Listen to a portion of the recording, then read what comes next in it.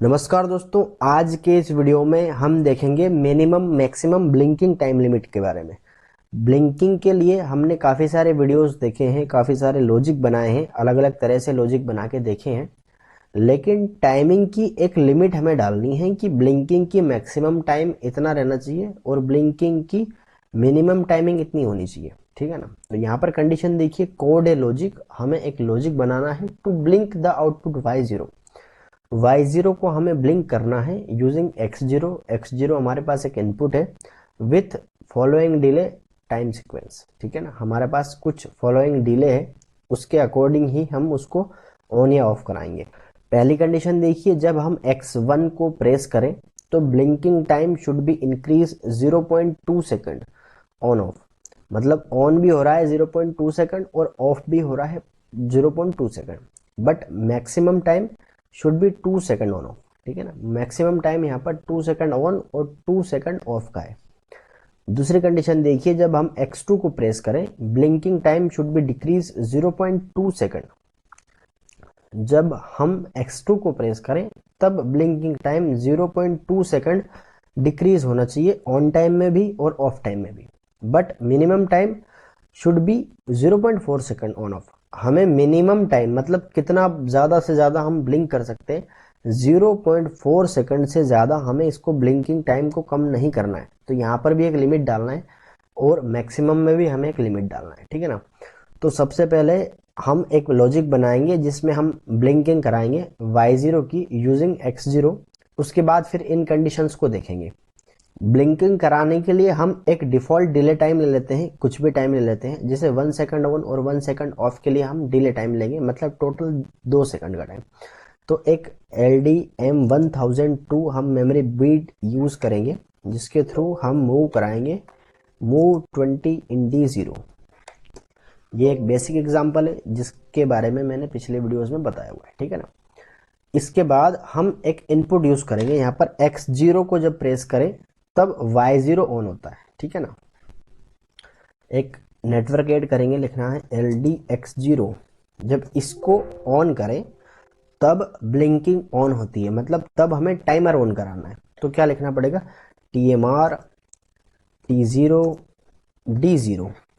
जब टाइमर की value D0 रहे, टाइमर T0 की वैल्यू D0 रहेगी और अभी के लिए D0 इक्वल टू 20 रहेगा क्योंकि 20 मूव D0 में होता है। ठीक है ना। अब यहाँ पर हमें ब्लिंकिंग कराने के लिए एक बात देखनी है कि मैक्सिमम टाइम 2 सेकंड ऑन और 2 second of, 0.2 second on 0.2 second of. यहाँ पर जो ब्लिंकिंग टाइम चेंज हो रहा है वो भी सेम टाइम चेंज हो रहा है और लास्ट में जो मैक्सिमम टाइम है वो भी 0.2 सेकंड ऑन और 0.2 सेकंड ऑफ है। मिनिमम टाइम भी 0.4 सेकंड ऑन और 0.4 सेकंड ऑफ है। मतलब जो ऑन टाइम और ऑफ टाइम है वो दोनों ही टाइम हमारे सेम है, जैसा कि हमने पिछले वीडियो में देखा था। यहाँ पर देखिए, पिछले वीडियो में हमने ऑन टाइम 1.5 सेकंड रखा था, ऑफ टाइम 1.2 सेकंड रखा था, सॉरी 2.5 सेकंड रखा था, या जो भी है। लेकिन आज के इस वीडियो में दोनों ही सेम है, इसलिए आज हम क्या करेंगे, जो हमारा टोटल टाइमर का टाइम है उस टाइम में डिवाइड कर देंगे 2 का।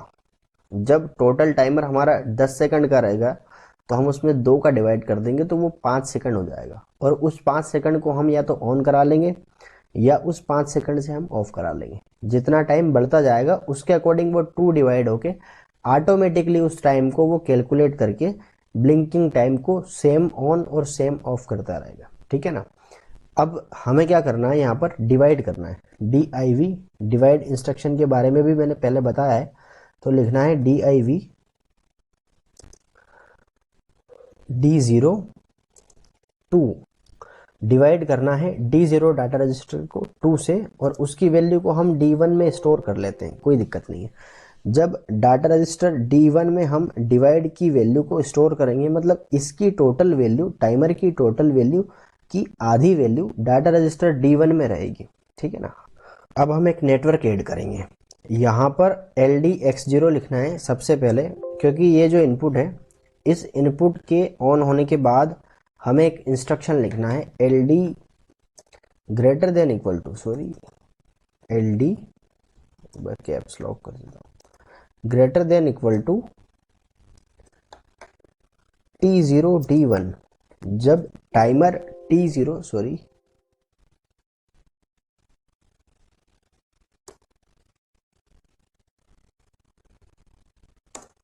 ठीक है, जब टाइमर T0 की वैल्यू D1 या उससे ज़्यादा हो तब हमें एक आउटपुट ऑन कराना है out Y0।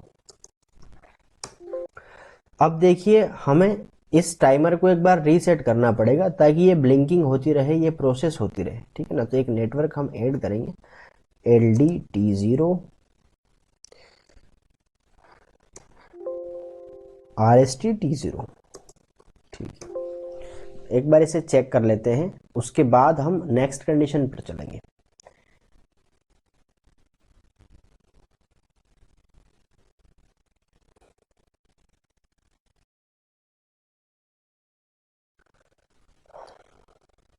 Online mode,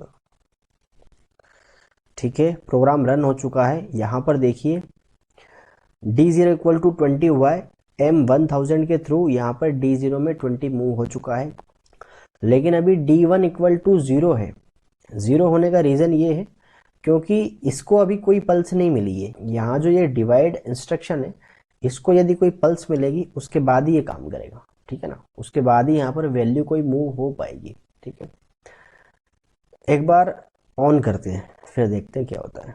X0 को ऑन किया, यहाँ पर देखिए 10 मूव हो गया है, ठीक है ना। D1 इक्वल टू 10 हुआ है और जब इसकी वैल्यू 10 या उससे ज़्यादा होती है तब ये आउटपुट ऑन होता है, और जब 10 या उससे कम होती है तब ये आउटपुट ऑफ हो जाता है। मतलब ये 1 सेकंड के लिए ब्लिंकिंग टाइम है, ठीक है ना। एक तरह से ये ब्लिंकिंग लॉजिक है। अब हम देख लेते हैं नेक्स्ट कंडीशन क्या है। देखिए जब X1 को प्रेस करें तो blinking time should be increase 0.2 second, ठीक है ना। एक बार इसे ऑफलाइन करता हूँ। ये 1 सेकंड के लिए अभी हमने बनाया है, लेकिन इसमें इंक्रीजिंग और डिक्रीजिंग के लिए कोई इंस्ट्रक्शन नहीं लिखा है, ठीक है ना। तो एक बार इसे ऑफलाइन करेंगे, एक नेटवर्क ऐड करेंगे। देखिए X1 हमारे पास एक इनपुट है, उस X1 से हमें ब्लिंकिंग टाइम को इंक्रीज करना है। तो हम लिखेंगे LDP X1, इससे इंक्रीज करना है। अब कितना करना है, यहाँ पर 0.2 सेकंड करना है। तो हम यदि INC D0 करते हैं, मतलब इंक्रीमेंट करेंगे D0 में। यहाँ पर देखिए इस D0 के अंदर यदि हम इंक्रीमेंट करते हैं तो उसके अकॉर्डिंग फिर टाइमर की वैल्यू बढ़ती है और ये डिवाइड होके वो ब्लिंकिंग टाइम चेंज हो जाता है। लेकिन यहाँ पर एक देखने वाली बात है। देखने वाली बात ये है कि यहाँ पर जो blinking time should be increase 0.2 second on off, मतलब टोटल टाइम कितना हो रहा है, टोटल टाइम 0.4 सेकंड यहाँ पर इंक्रीज हो रहा है। ये जो इंक्रीमेंट के लिए इंस्ट्रक्शंस होते हैं, इनको यदि एक बार कोई इनपुट मिलता है, मतलब यदि X0 एक बार ऑन होता है तो ये सिर्फ उस वैल्यू को एक ही बढ़ाते हैं। मतलब यदि D0 है तो D1, फिर एक बार प्रेस करेंगे तो फिर D2, फिर प्रेस करेंगे तो फिर D3, फिर प्रेस करेंगे फिर D4। तो 4 बार प्रेस करने के बाद वो 4 वैल्यू को बढ़ाता है, ठीक है ना। और 4 वैल्यू जब बढ़ेगी तो फिर यहाँ पर डिवाइड बाई 2 होने के बाद 0.2 सेकंड वो बढ़ेगा। तो हमें क्या करना है, अभी 4 वैल्यू बढ़ाना है। तो हम अभी इंक्रीमेंट इंस्ट्रक्शन यूज नहीं कर सकते, हम यहाँ पर एक ऐड इंस्ट्रक्शन यूज करेंगे। तो देखिए ऐड के लिए लिखेंगे ऐड D0। हम D0 के अंदर कुछ ऐड करेंगे, कितना ऐड करेंगे, 4, और उसको स्टोर करेंगे हम D0 के अंदर। इस वैल्यू को एक बार जब इंक्रीज होता है तो 4 इंक्रीज हो जाएगा, 4 ऐड हो जाएगा। 4 ऐड होने के बाद यहाँ पर डिवाइड उसका 2 होता है। 2 डिवाइड होने के बाद यदि ये 10 पर ऑन होता है तो फिर ये 12 पर ऑन होगा। 12 होने का मतलब Y0 का जो ब्लिंकिंग टाइम है वो 0.2 सेकंड बढ़ जाएगा। टोटल टाइमर का टाइम 2.4 सेकंड हो जाएगा, ठीक है ना। तो इस तरह से हम इसको ऐड कर सकते हैं। और देखिए यहाँ पर blinking time should be decrease 0.2 second on off जब हम X2 को प्रेस करें। तो एक इंस्ट्रक्शन और लिखना पड़ेगा हमें यहाँ पर। देखिए एक नेटवर्क ऐड करना है, लिखना है LDP X2। जब इसे प्रेस करें तो डिक्रीज होना चाहिए। तो डिक्रीज होने के लिए हम डिक्रीमेंट भी यूज नहीं करेंगे, यहाँ पर हम सब्ट्रैक्ट यूज करेंगे। सब्ट्रैक्ट D0 के अंदर हम 4 सब्ट्रैक्ट करेंगे और उसको हम D0 डाटा रजिस्टर के अंदर स्टोर करने वाले हैं, ठीक है ना। अब इस प्रोग्राम को हम एक बार चेक करते हैं कि ये प्रोग्राम इंक्रीमेंट और डिक्रीमेंट सही कर रहा है या नहीं, ठीक है।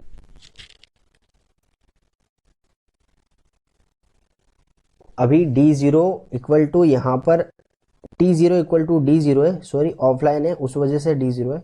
एक बार इसे ऑन कर देता हूँ, सॉरी ऑनलाइन कर देता हूँ। अब देखिए जैसे ही ऑनलाइन होता है D0 में 20 मूव होता है और यहाँ पर D1 में 0 है क्योंकि ये ऑन नहीं हुआ है। एक बार इसे ऑन करके देखते हैं। ऑन करने के बाद D1 में 10 मूव होता है और 1 सेकंड का ब्लिंकिंग टाइम ऑन ऑफ हो जाता है, ठीक है ना। अब एक बार इसको इंक्रीज करता हूँ, देखिए कितना इंक्रीज होता है। इंक्रीज किया है तो D0 इक्वल टू 24 हुआ है, ठीक है ना। तो टाइमर की जो टोटल वैल्यू है वो 24 हो गई। 24 मतलब 2.4 सेकंड। लेकिन यहाँ पर जो D1 है, D1 इक्वल टू अभी 1.2 सेकंड रहेगा, इसकी वैल्यू 2 है तो यहाँ पर 0.2 सेकंड इसका इंक्रीमेंट हुआ है, ठीक है। यदि एक बार और इंक्रीमेंट करते हैं, इसे ऑफ करता हूँ, इसे फिर ऑन करता हूँ, तो फिर यहाँ पर ये इंक्रीमेंट हो जाएगा और ये 1.4 सेकंड ऑन 1.4 सेकंड ऑफ हो जाएगा, ठीक है ना। टोटल टाइम 28 हो जाएगा। यदि फिर ऑफ करता हूँ फिर ऑन करता हूँ तो ये 30 नहीं 32 हो जाएगा। तो ये 32 हो जाता है और 1.6 सेकंड ऑन 1.6 सेकंड ऑफ होता है, ठीक है ना। देखिए फिर से यदि ऑफ करता हूँ फिर ऑन करता हूँ फिर ऑफ फिर ऑन, यहाँ पर जो है 2 सेकंड ऑन 2 सेकंड ऑफ होता है, ठीक है ना। अब हमारी टाइमिंग देखिए, but maximum time should be 2 second on 2 second of. यहाँ पर मैक्सिमम टाइम अभी यहाँ पर 2 सेकंड ऑन और 2 सेकंड ऑफ हो रहा है क्योंकि डाटा रजिस्टर्स D0 के अंदर 40 है और 40 होने की वजह से 2 डिवाइड हुआ है D1 से। D1 में 2 डिवाइड होकर जो वैल्यू स्टोर हुई है तो वो टोटल 20 हुई है और 20 ग्रेटर देन इक्वल टू जब जाता है T0, यहाँ पर हमने एक इंस्ट्रक्शन लिखा है T0 की वैल्यू जब डाटा रजिस्टर D1 से ज़्यादा जाती है तब ये आउटपुट ऑन होता है, ठीक है ना। तो उस वजह से यहाँ पर 2 सेकंड ऑन 2 सेकंड ऑफ हो रहा है। लेकिन यदि इसे एक बार ऑफ करता हूँ और फिर ऑन करता हूँ तो ये वैल्यू 44 हो जाती है, मतलब 40 से भी आगे जा रही है। हमें 40 से आगे ये वैल्यू नहीं जानी है, इसकी लिमिट एक डालनी पड़ेगी, ठीक है ना। इसी तरह से यदि मैं डिक्रीमेंट करता हूँ, देखिए डिक्रीमेंट करूँगा, सब्ट्रैक्ट एक ऑफ ऑन। इसे डिक्रीमेंट करने से पहले एक बार मैं स्टॉप करता हूँ फिर रन करता हूँ। टोटल टाइम रीसेट हो चुका है। देखिए जब x0 को ऑन करता हूँ, x0 को ऑन करेंगे तो टोटल टाइम हमारे पास कितना है अभी 20। अब इसको डिक्रीमेंट करेंगे ताकि ज़्यादा डिक्रीमेंट करने की ज़रूरत ना पड़े।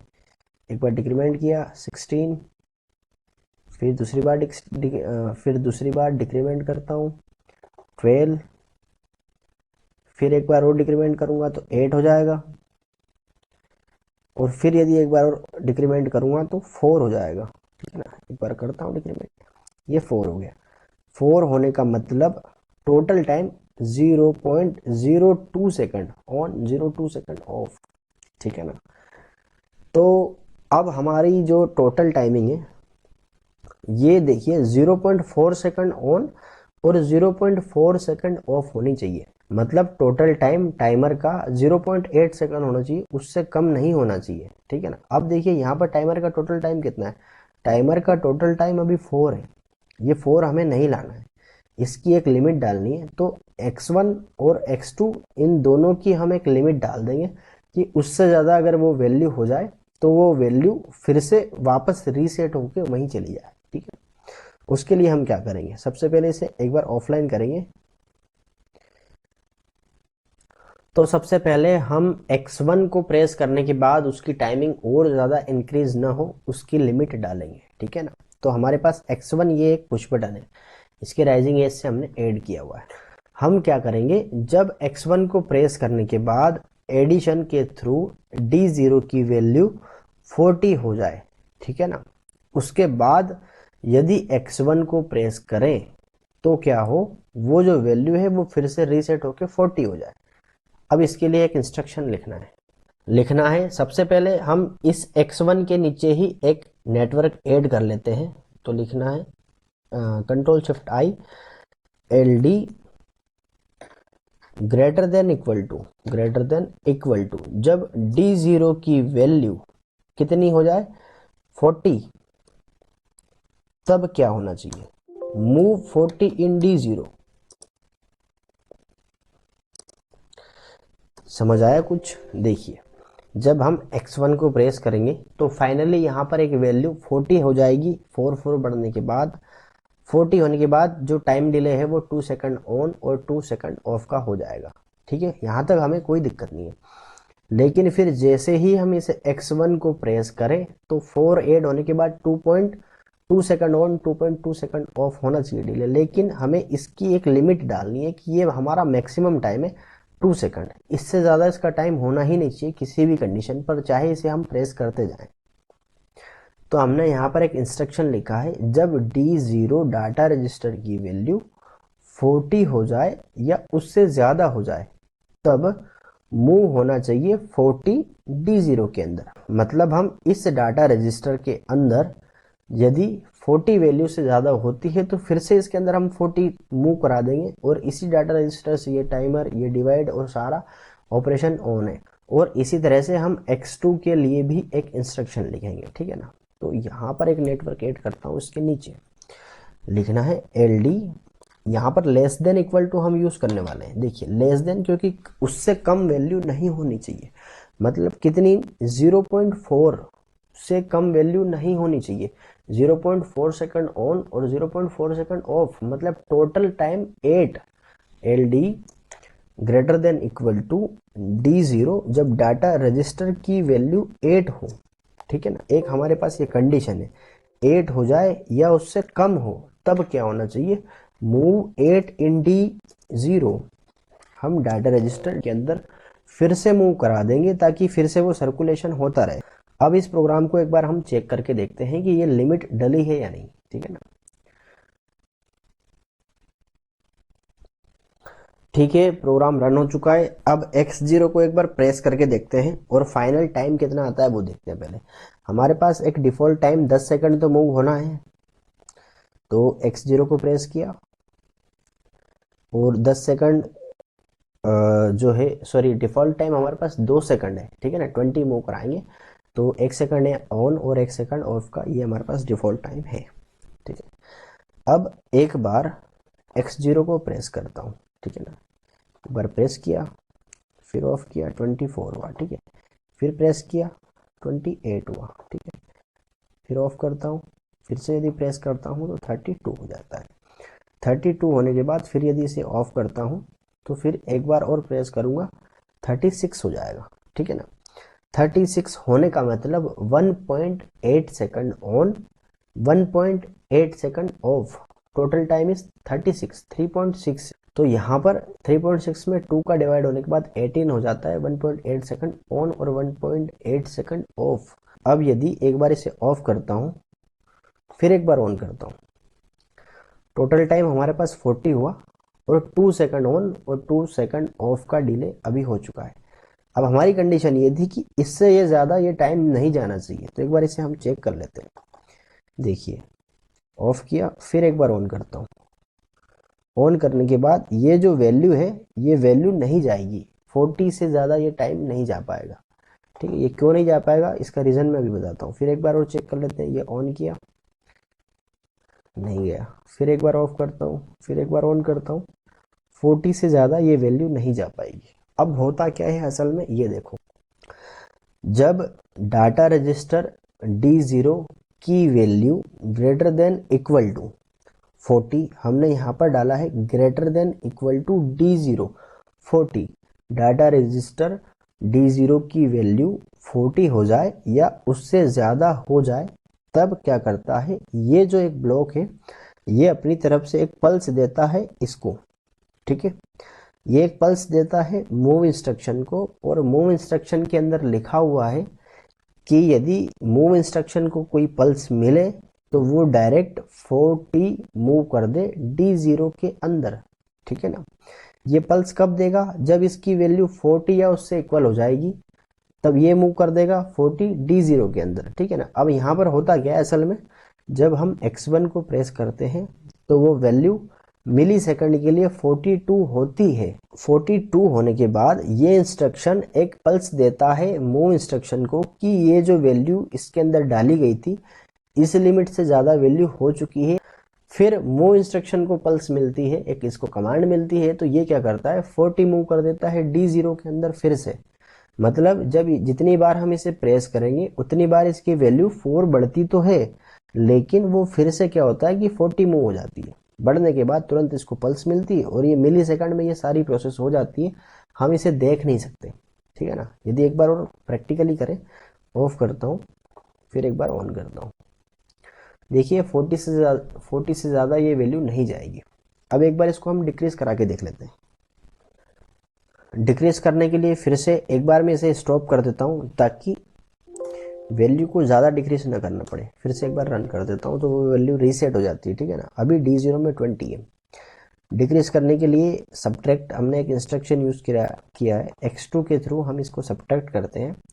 जब इसकी वैल्यू 16 हो जाती है उसके बाद डिक्रीज करते हैं तो ये 12 हो जाता है। 12 होने के बाद फिर एक बार ऑफ करता हूँ, फिर यदि X2 को ऑन करता हूँ तो इसकी वैल्यू 8 हो जाती है, ठीक है ना। यहाँ पर हमने इंस्ट्रक्शन में क्या लिखा है, D0 इक्वल टू 8 या उससे कम हो तो फिर से 8 मूव हो जाए D0 के अंदर। देखते हैं मूव होता है कि नहीं। सॉरी, एक बार देख लेते हैं 8 होने के बाद टाइमिंग कितनी है ब्लिंकिंग की। यहाँ पर देखिए 8 होने के बाद X0 को ऑन नहीं किया है, रन होने के बाद X0 को ऑन करते हैं। ये देखिए 0.8 सेकंड ऑन, 0.8 सेकंड ऑफ, मतलब 1 सेकंड से कम टाइम में ऑन हो रहा है और 1 सेकंड से कम टाइम में ऑफ हो रहा है, ठीक है ना। देख लेते हैं इसको इससे भी ज़्यादा कम करके। एक बार X2 को फिर से प्रेस करता हूँ, देखिए प्रेस करने के बाद लेस देन इक्वल टू यदि 8 जाती है तो इसको इंस्ट्रक्शन मिलता है और ये फिर से उसके अंदर मूव कर देता है। मतलब इस इंस्ट्रक्शन के थ्रू जैसे ही मूव इंस्ट्रक्शन को पल्स मिलती है तुरंत मूव कर देता है 8 D0 के अंदर, ठीक है ना। और वो उससे कम वैल्यू हो ही नहीं पाती है, मतलब मिली सेकंड में ये सारी प्रोसेस हो जाती है। देखिए इसे फिर ऑफ करता हूँ। तो इस तरह से हम प्रोग्राम बना के किसी भी प्रोग्राम की लिमिट को डाल सकते हैं। देखिए फिर से एक बार ऑन करता हूँ, नहीं हो रहा है। इस तरह के प्रोग्राम PLC प्रोग्रामिंग में कई जगह पर यूज़ होते हैं। दोस्तों बेसिक PLC प्रोग्रामिंग से रिलेटेड मैंने 70 से ज़्यादा वीडियो बना दिए हैं, करीबन 50 वीडियो और बाकी है जो कि मैं बेसिक PLC प्रोग्रामिंग से रिलेटेड बनाने वाला हूं। लेकिन अब हम नेक्स्ट टॉपिक में चलेंगे एडवांस PLC प्रोग्रामिंग की तरफ।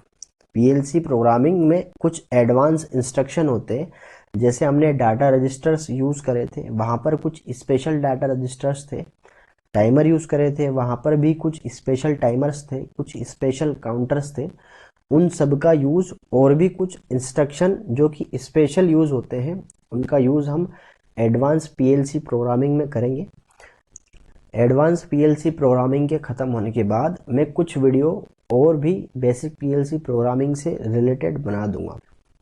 यदि इन 70 वीडियो से रिलेटेड आपको कोई भी डाउट हो तो आप मुझे कमेंट कर दें, मैं आपका डाउट क्लियर करने की कोशिश करूंगा और कोशिश करूंगा कि आपका डाउट मैं एक वीडियो बनाकर क्लियर करूं, ताकि कमेंट के थ्रू यदि आप नहीं समझ सकते तो उसको मैं एक वीडियो बनाकर आपको समझाने की कोशिश करूं। यदि आप इस चैनल पर नए हैं तो चैनल को सब्सक्राइब ज़रूर कर लें और वीडियो पसंद आए तो वीडियो को लाइक करें, शेयर करें। और वीडियो को पूरा देखने के लिए बहुत बहुत धन्यवाद। जय हिंद, जय भारत। मिलते हैं नेक्स्ट वीडियो में।